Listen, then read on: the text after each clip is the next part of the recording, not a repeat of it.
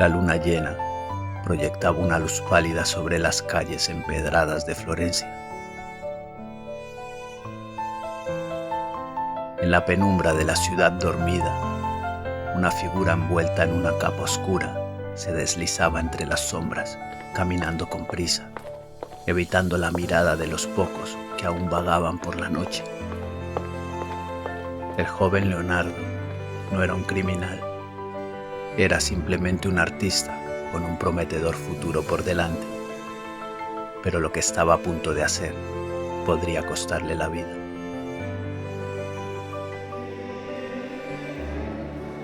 En una época donde la Iglesia dictaba los límites del conocimiento, profanar un cadáver no solo era un sacrilegio, sino un delito castigado con la muerte.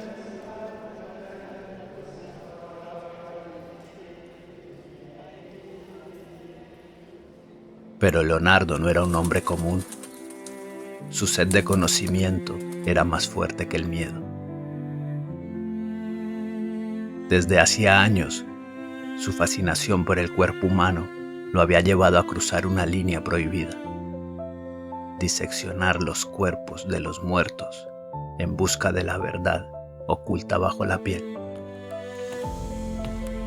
Cada noche que se deslizaba a escondidas en una morgue, Leonardo se jugaba su propia vida. Si alguien lo hubiera reconocido y denunciado, podría haber enfrentado un juicio por herejía, poniendo en riesgo su libertad y llegando incluso a ser condenado a la pena de muerte.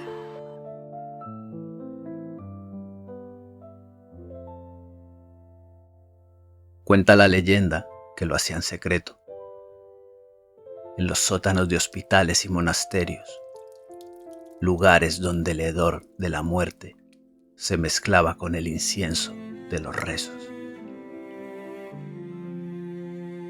En Florencia, cuando aún era un joven aprendiz en el taller de Verrocchio, nació en Leonardo su obsesión con la anatomía, observando el movimiento de los músculos y la estructura de los huesos en modelos vivos. Pero la observación externa no satisfacía del todo su curiosidad. Necesitaba ver lo que había debajo de la piel.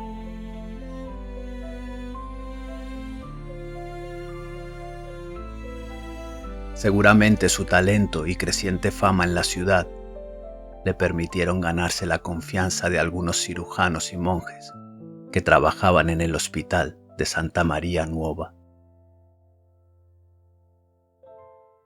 Dicho hospital era administrado por médicos que atendían a enfermos, mendigos y peregrinos, cuyos cuerpos, los de aquellos que morían solos, sin familiares que reclamaran sus restos, solían ser utilizados para realizar estudios médicos. Más tarde, ya en Milán, mientras trabajaba al servicio del duque Ludovico Sforza, Leonardo tuvo acceso a otra gran variedad de hospitales. En ellos, a la luz de una vela titilante, habría cuerpos fríos y rígidos, con la destreza de un cirujano, trazando cada músculo, cada arteria, cada hueso, con la precisión de un maestro. No era solo curiosidad. Leonardo estaba convencido de que el cuerpo humano era una máquina perfecta, creada por Dios, y él debía descifrar su funcionamiento. Aun si eso significaba desafiar las normas de su tiempo.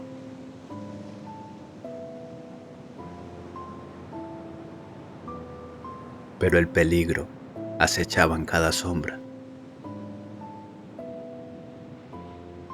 Los rumores sobre lo que Leonardo estaba haciendo comenzarían a extenderse.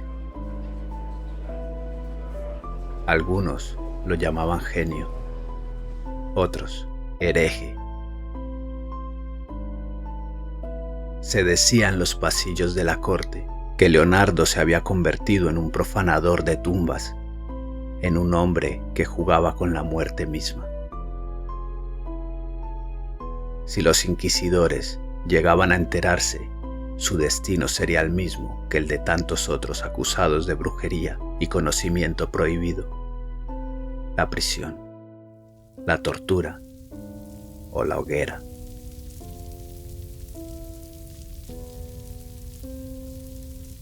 Además del riesgo de la persecución, estaba el peligro físico.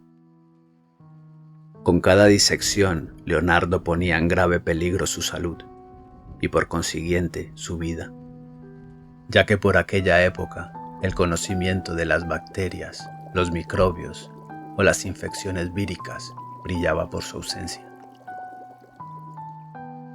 En el fondo, cada entrada a la morgue era un acto de valentía y locura, un encuentro con la enfermedad y la putrefacción. Las notas de Leonardo mencionan el horror del hedor, la dificultad de cortar la piel endurecida por la muerte, los fluidos que se filtraban en la madera del suelo. Era un trabajo solitario, repulsivo y peligroso, y sin embargo lo hacía una y otra vez.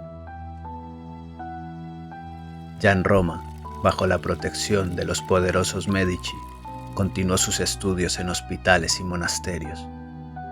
Pero en la ciudad eterna, el poder de la Iglesia y de la Inquisición estaba más presente que nunca.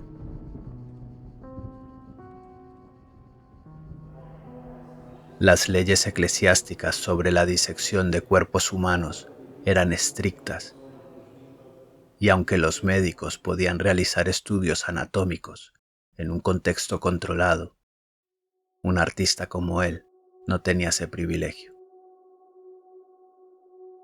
Leonardo comenzaba a caminar por una cuerda floja, con la amenaza de la Iglesia yendo tras sus pasos. Pero el genio no se amedrentaba, y con el paso del tiempo comenzó a obsesionarse con un órgano en particular: el corazón. Pues estaba convencido de que en él residía el misterio de la vida.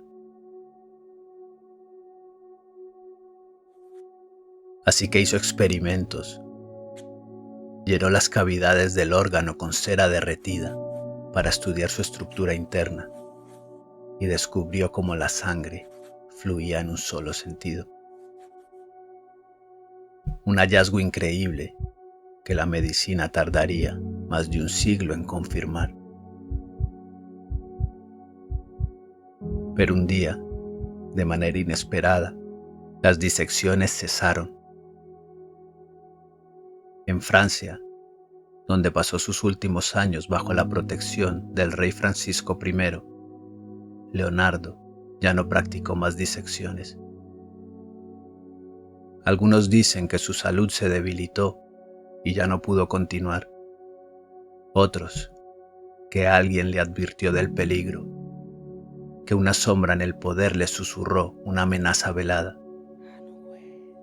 Había sido la Iglesia, un enemigo de la corte. Nadie lo sabe. Lo cierto es que Leonardo detuvo por completo sus encuentros con la muerte y dejó de abrir cadáveres, abandonando sus estudios y dejándolos en el olvido hasta muchos siglos después.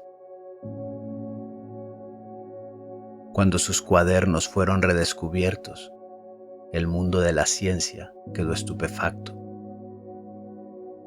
En aquellas páginas polvorientas se hallaban verdades que la medicina no descubriría hasta muchos siglos después. Y es válido plantearnos qué hubiese sido de la humanidad si se hubieran conocido sus hallazgos en su tiempo. A lo mejor, la historia de la ciencia habría cambiado para siempre. ¿Y ustedes qué opinan?